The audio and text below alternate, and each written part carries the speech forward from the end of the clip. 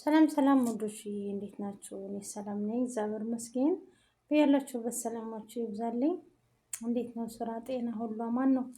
እስኪ ዛሬ ደግሞ እውነተኛ የህይወት ታሪክ አለችኝ ማለት ነው ላቀርብላችሁ ነው ወዶች። እሺ እኔና ባሌ 4 ዓመታት በፍቅር ኖረናል። በትዳር ደግሞ 4 ዓመታት። ትዳርን ፍቅርን የተለያየ ነው እያልኩ አይደለም። እኔና ባሌ ከትዳር በኋላ ጥሩ የፍቅር ህይወት አልነበረንም። ለዛ ነው ባሌ በጣም ዝምተኛ ስለሆነ ምንም ነገር አጥፍቼ ቢሆን አይቶ ዝም ይላል። ስለዚህ የበላይነት ይሰማኝ ጀመረ። ጓደኞችም ጀግና እንደሆንኩ መሰከሩ። ታዲያ ኩራቴ የበለጠ ጨመረ። ለባሌ ምንም አይነት ክብር መስጠት አቆምኩ። የትም ውዬ ማታ ላይ እመጣለሁ። ባሌ በጣም ተናዶ እንኳን ዝም ይላል። ታዲያ አንድ ቀን አምሽቼ ወደ ቤት ስመጣ በጣም ተናዶ ቆይ፣ ለምን ለትዳርሽ ክብር አይኖርሽም? የድሮ ፍቅራችን ወዴት ሄደ አለኝ። እኔ ንቄ ገፍቼው ልገባ ስል በጥፊ መታኝ። ለመጀመሪያ ጊዜ በጥፊ መታኝ። በመጀመሪያ ጊዜ በእኔ ላይ በር ቆልፎ እሱ ቤት አደረ። ጠዋት ላይ ቤተሰቦቼ መጡ። ፖሊስ አምጥቶ እሱን እስር ቤት ወሰዱት። ከዛም ከእስር ቤት አስወጥቼ የፍች ጥያቄ አቀረብኩ። ሁሉም ሰው ትክክል ነሽ አለኝ። ጓደኞቼም ጥሩ አድርገሻል፣ የት አባቷ አለኝ። ከዛ እሱ በሀዘን ተሞልቶ ድርሻዬን ሰጥቶ ብቻውን ተቀመጠ። ከ2 ዓመታት በኋላ እሱ ሌላ ሚስት አግብቶ ልጆች ወልዶ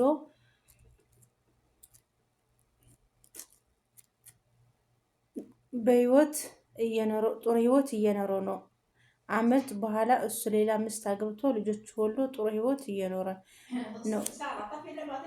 የኔ ህይወት ግን ተበላሸ። ትናንትና ትክክል ነሽ ያሉት ሁሉ ዛሬ ትክክል አይደለሽም አለኝ። ትናንትና የት አባቱ ወንድ የት ጠፍቷል እንዴ? እነሱ ለራሳቸው ጥሩ ህይወት እየኖሩ ነው። እኔ ግን ብቻዬ ቀረው። ትናንትና ከአንቺ ጋር ነን ያሉት ሁሉ ዛሬ ከኔ ጋራ የሉም። እህቶቼ፣ ሴት ልጅ በተፈጥሮዋ ጥበብ ናት። የተበላሸ ትዳር መስተካከል ትችያለሽ። ስለዚህ በትዳራችሁ ባልሽ ሞኝ ቢሆን እንኳን አንቺ ትዳርሽ መስተካከል ትችያለሽ። በትዳር መቀለድ ግን ትልቅ አለማወቅ ነው። ከማንም በላይ ትዳራችሁ ክብር ስጡ። ትዳር የሴት ልጅ ውበት። በትዳራችሁ መካከል ለሚገባ ሰው እሱ ሰው መልካም አይደለም። ስለዚህ ከእንደዚህ አይነት ሰው ራቁ። ምክሩንም አትስሙ። ፌስቡክ ለምታውቁ ብቻ ሳይሆን ያወቅነውን ለማሳወቅ እንጠቅም። ማወቅ መልካም ነው። ያወቁትን ማሳወቅ ደግሞ ፍጹም በጎነት ነው። በምድር ላይ የምናደርጋቸው መልካም ነገሮች ሁሉ በሰማይ ላይ የዘላለም ደመወዝም ሆኖ ይከፍላል። ሁሌም ቢሆን ከክፋት ይልቅ በጎውን ነገር እናስብ። መልካምነት ለራስ ነው እና ውዶችዬ፣ በትዳር መሀል ማለት ነው ያው ብዙ ነገር ያጋጥማል። ትዳር ማለት ቀላል አይደለም። ትዳር ማለት ፈተና አለው፣ ደስታ አለው፣ ስቃይ አለው፣ ብዙ ነገር አለው ትዳር ማለት ነው። ስለዚህ በትዳራችን ውስጥ ማንንም ጣልቃ ማስገባት የለብንም። ነገ ለራሳችን ሊጸጽተን ስለሚችል በትዳራችን ውስጥ ማንም ሰው ማስገባት አንችልም ማለት ነው። አሁን ይሄ የህይወት ታሪክ ማለት ነው። ትናንትና ወንድ ጠፍቷል እንዴ?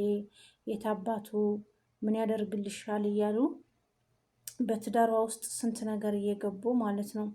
አሁን ግን ሁላቸውም የራሳቸው ህይወት እየኖሩ ነው። የእሷ ህይወት ግን ተበላሽቷል። ስለዚህ ከህይወታችን ከትዳራችን ማንም ሰው ማስገባት የለብንም። ያው ሁሉም ነገር ሊበላሽ ይችላል፣ መልሶ ደግሞ ይስተካከላል። ጊዜ ይፈጃል፣ ጊዜ ያስፈልጋል ለሁሉም ነገር ለመስተካከል ማለት ነው። ስለዚህ ውዶችዬ፣ ከማንም ከትዳር ውስጥ የሰው ወሬ አትስሙ። የትዳራችሁ ገመና ደግሞ ወደ ደጅ አታውጡ። ያው ባሌና ሚስት መጣላት ያለ ነው። ባሌ እንደዚህ ነው፣ ባሌ እንደዚህ ያደርጋል። በተለይ በትዳራችሁ የሚቀኑ ሰዎች ካሉ የትዳር እንደሚበላሽ ለማድረግ ይሞክራሉ ማለት ነው። ያው የትዳር ገበን ወደ ደጅ ሲወጣ እነሱ ደግሞ ይሄ ትዳር ለመበላሸት እና ለመበተን ብዙ ነገር ይሞክራሉ፣ ደስተኛ ይሆናሉ ማለት ነው። ስለዚህ በትዳራችን ውስጥ ያለው ነገር ወደ ደጅ ማውጣት የለብንም። ራሳችን ከባላችን ጋር መጨረስ አለብን እንጂ ወደ ደጅ አውጥተን ሁሉም ነገር የምናወራ ሁሉም ነገር የምንናገር ከሆነ ያው ትዳራችንን አደጋ ላይ ነው ማለት ነው። በቃ ሁሉም ነገር ወደ ውስጣችን መያዝ አለብን። ሁሉ ነገር ከባለቤታችን ጋር መነጋገር አለብን እንጂ ሰው ያጣላል እንጂ ምንም ነገር መፍትሄ አያመጣም። አዎ እሱ እኮ እንደዚህ ነው፣ እከሌ ጋር እኮ አየሁት፣ እከሌ እኮ እንደዚህ ያደርጋል፣ እሱ እኮ ከዚህ ቦታ አየሁት እያሉ የእሱና የእሷ ህይወት ለመበላሸት ይሞክራሉ ማለት ነው።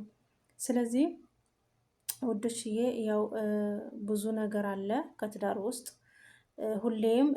ሁሉም ትዳር አድርጎ የሚኖረው ተመችቶት አይደለም። ብዙ ፈተናና ብዙ ስቃይ ነው ያለው ትዳር ማለት ነው። ሁሉም ባለ ትዳሮች ተመችታቸው አይደለም የሚኖሩት ማለት ነው። ሰምተው እንዳልሰሙ አይተው እንዳላዩ ሁሉም ነገር ችለው ነው እንጂ ከትዳር ውስጥ ሁሌም ደስተኛ መሆን አትችልም። አንዴ ደስተኛ ትሆናለህ፣ አንዴ ደግሞ ትተክዛለህ ማለት ነው። እሱ ምንድነው የትዳር ፍላጎት ካለ ሁሉም ነገር ተሸክመ ነው የምታልፈው ማለት ነው። በቀላል ነገርም አትቆጣም፣ ቢሆንም ባይሆንም ነገርም አትቆጣም፣ ትዳር የምትፈልግ ከሆነ ማለት ነው። ስለዚህ ውዶችዬ ከትዳር ላይ ዋና ነገር ትዕግስት ያስፈልጋል። ሁለተኛ ደግሞ የሰው ወሬ አለመስማት። ሶስተኛ የትዳር ገመና ወደ ደጅ መውጣት የለበትም ጭራሽ ማለት ነው። ይሄ ነገር መጠንቀቅ አለብን ማለት ነው። የሆነ ነገር ትዳራችን ውስጥ ወደ ደጅ መውጣት የለበትም። በቃ ራሳችን በራሳችን መጨረስ አለብን እንጂ ወደ ደጅ መውጣት የለብንም። ስለዚህ ውዶችዬ መጠንቀቅ አለብን ማለት ነው። ብዙ ትዳራቸው ተበላሽቶ በሰው ወሬ ይጠቅመናል ብለው የተቀበሉት ወሬ አሁን ተጎድተዋል። አሁን ግን አደጋ ላይ ናቸው ማለት ነው። ትዳራቸውን መልሶ ማግኘት አልቻሉም። ደስታቸውን መልሶ ማግኘት አይቻሉም። ሁሉም ነገር ተበላሽተዋል ማለት ነው። ስለዚህ ውዶችዬ ከትዳር ላይ ትዕግስት ያስፈልጋል። ብዙ ነገር ያስፈልጋል ማለት ነው። ትዕግስትና ያው ሁሉም ነገር ሰምተን እንዳልሰማን ማሳለፍ አለብን። ቢሆንም በቀላልም ነገርም እንደዚህ የምንቆጣ ከሆነ በቀላልም ነገርም ገመናችን ወደ ደጅን የምናወጣው ከሆነ ያው ትዳራችን ለቀጣይ ለዘላቂነት የለውም ማለት ነው። በአጭር ነው የሚቀረው። ስለዚህ የሰው ነገር መስማት የለብንም። የራሳችን ብታ የታየን ነገር የራሳችን ሀሳባችን በራሳችን መግለጽ አለብን እንጂ ወደ ሌላ እየወጣን ገመናችን ወደ ደጅ ያለው ሰው ወደ ጓደኛ፣ በተለይ ብዙ ጓደኛ መጥፎ ጓደኛ ያለው ማለት ነው። እሱን በተለይ ወንዱ የሚፈልጉት ከሆነ እሱ እኮ እንደዚህ ያደርጋል፣ እሱ እኮ ስራው እንደዚህ ነው እያሉ ትዳር ያበላሻሉ።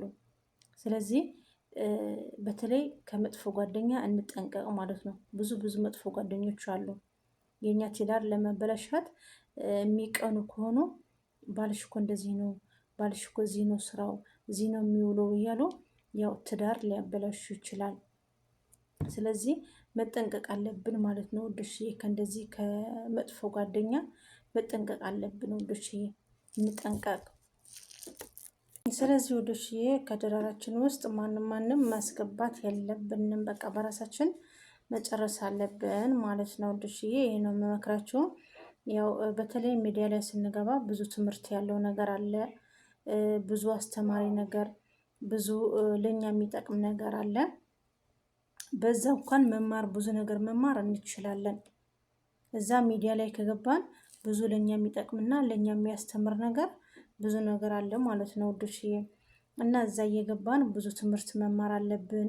ከሌላ ነገር ምናይ ትምህርት ያሉበት ነገር ገብተን ብንማርና ነገ ለራሳችን የሚጠቅመን ነገር ስለሆነ ብዙ ጠቃሚ ካለው ነገር እዛ ገብተን ብንውል ይሻላል ማለት ነው። ያው ከአንዳንድ መጥፎ ነገር እዚህ ሚዲያ ላይ ማየት፣ ከአንዳንድ መጥፎ ነገር መስማት፣ ከትምህርት ያለው ነገር እዛ እየዋልነን ለራሳችንም ነገ ይጠቅመናል፣ ነገ ለእኛ ትምህርት ይሆነናል። ስለዚህ ትምህርት ካላቸው ነገር እየገባን እናይ ማለት ነው። ስለዚህ ውዶችዬ በትዳራችሁ ውስጥ ማንም አታስገቡ። ያው ሁሉም ነገር ትዳር ከፈለግነ ብዙ ትዕግስትና ብዙ ነገር ይጠይቀናል። መስዋዕት ያስፈልገዋል ትዳር ማድረግ ማለት ነው። እና ከትዳራችን ውስጥ ሁሉ ነገር ማስተዋልና ትዕግስቱ ይስጠን፣ ንጹህ ፍቅር ይስጠን፣ ንጹህ ባል ይስጠን። ንጹህ ባል ያለው ከሴቶቹም ብዙ መጥፎ ሴቶች አለን። ወንዶች ብቻ አይደሉም፣ ከኛም ብዙ ጥፋት አለ ማለት ነው። ከሴቶቹም ብዙ ጥፋት አለ። ግን ሁላችንም ተስተካክለን ንጹህ ልብ ካለን ያው ጥሩ ትዳር ይኖረናል፣ የልጆች ደስታ ይሰጠናል ማለት ነው። እና ውዶችዬ ቪዲዮ ሼር ላይክ በማድረግ አበረታቱኝ ማለት ነው። ቤተሰብ ያልሆናችሁ ደግሞ ሰብስክራይብ በማድረግ ቤተሰብ ሁኑ። አመሰግናለሁ።